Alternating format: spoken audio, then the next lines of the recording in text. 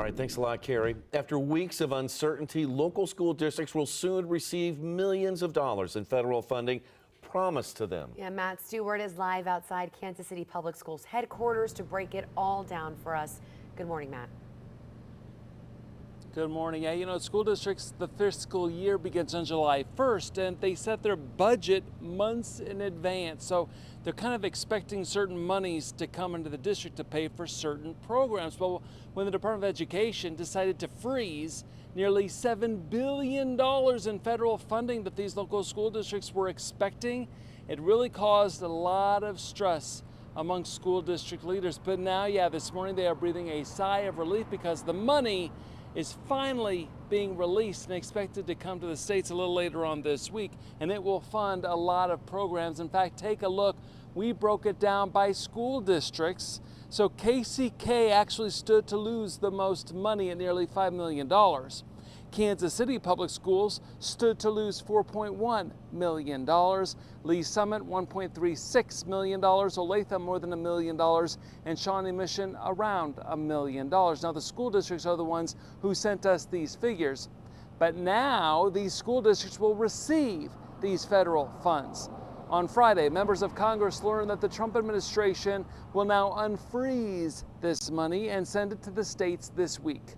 Last Monday, I told you how the Department of Education released more than $1 billion to fund after-school care in districts across the country. And now, the remaining $5.5 billion that had remained frozen will be sent to the states this week. Now, both Kansas and Missouri are expected to receive around $45 million total with the release of these funds. This federal money will pay for things like teacher training, migrant education, adult education programs, and college counseling. Now, you might be wondering, why did the Trump administration freeze these funds when Congress approved it with bipartisan support and President Trump signed it into law? Well, because the Trump administration wanted to determine if the programs it funds were being used to promote a, quote, radical left-wing agenda, end quote. Now, the Trump administration found that the money was not being used to fund a radical left-wing agenda, and so they decided to send that money now. And so again, school district leaders breathing easier, knowing that the money is on the way to pay for these programs like teacher training and learning English for those who don't speak it. So the money's going to come in handy. Again, it's been budgeted, it was promised to them, it was taken away, but now it's coming back.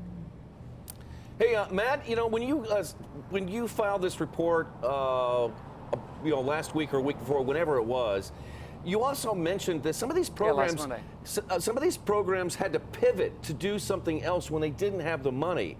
Do we know if these programs will be able to pivot back now that the money has come in to serve all these kids? I mean, that's a great question, Nick, and the good news is that they're going to receive the money before the school year starts. So a lot of these programs happen during the school year, so hopefully it doesn't affect them too much. We don't know the details, right? I mean, maybe some teacher training classes that were supposed to take part early August, maybe they have to, schedule them for another time. But for the most part, the hope is that all these programs will be able to continue to run as scheduled now that the money's coming in before the school year starts. Yeah. All right.